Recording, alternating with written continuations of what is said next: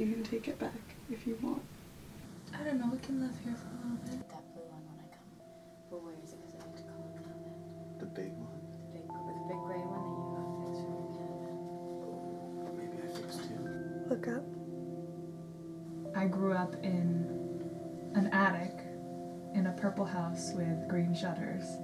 When I was living in my grandparents' house, my room was like, it had high ceilings, and then my room was here, so the window in my room went into the front porch. It was like my Rapunzel room. If you were small enough, you could crawl under my bed and pop back out on his side.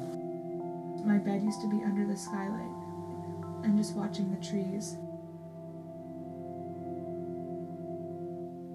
I had this fear when I was a kid of having my back to open space. I thought if the door was just open, ajar, a witch would come and cover the border with honey and seal it. I always wanted the door shut because I thought Santa would come in and take my teddy bear that I would sleep with every night and give me a new one. And so we had to close the door and put a sign on the door that said, "No elves." I had to have my neck covered with my blanket because I thought vampires would eat me. I never had to go through the whole monsters under my bed because there was only floor under my bed. I always knew I made them up myself, but I was still scared. I still had the urge to run, so I would run. This is just me making myself go to sleep. Like, this isn't real, but I know it'll work. And I never understood how people could just lie down and fall asleep, or at least pretend to. Every time it was nighttime, that's when I would start to pull things apart, and I remember trying to like tiptoe in the middle of the night, pulling everything apart, and then after the whole anxiety of having to put it exactly how it was, so that when I woke up in the morning and my mom came into my room, it was as if I never did anything. You could be lying in your bed and just thinking, I'm so stuck in here. Playing almost like a time test with myself, like I'll give myself 1 more hour and I'll stay here, and then maybe I'll go, or maybe I'll fall asleep. Hating being there.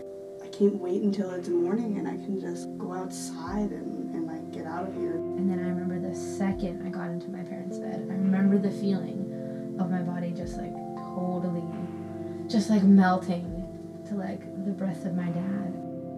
I'd fall asleep in my bed covered in homework. She would say things like, what are people gonna say if they see you? Like no, this? I know where everything is. I know where my dirty pajamas are that I want to wear tonight. And I'd go to people's houses and it was like liberating to be messy. It was liberating to eat chips on the couch. Next to my chewed up water bottle. So there.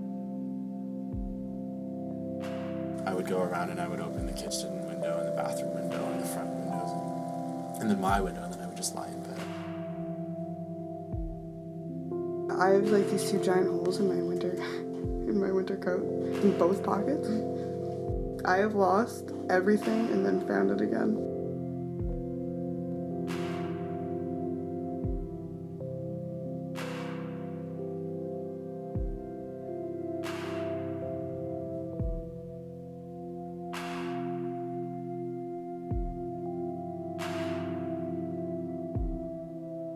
There's all these superpowers that kids have that adults don't. Being able to just get lost in time. The world is open for you. I was gonna be this girl who wore button-up shirts with straight collars and I had long hair and I handed out lots of papers to people. Like I was some sort of leader in some sort of way. And then you experience them and it's totally not. It's just like every day. It's just this terrible fear that I'm doing it wrong or something. Well, I didn't have to slay demons in high school. I didn't even really have to deal with bullying. But then I didn't really fall in love either. I was at that point at one point, and then I just kind of diverged off that road or something. You just can't do it all anymore. Growing up, you have to choose something to do. I don't feel like that person at all. Okay, I'm here. Is this it?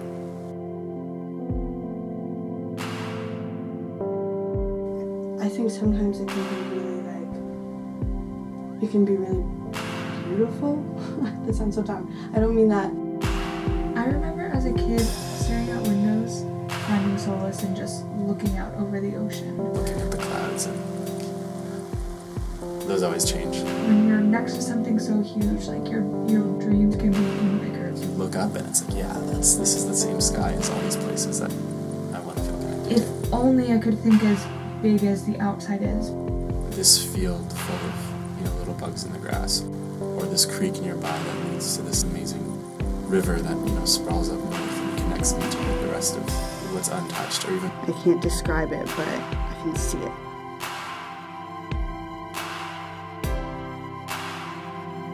It's unknown, it's terrifying that you have no idea where it goes or what it means, but being able to embrace the unknown is what makes you feel like you're living.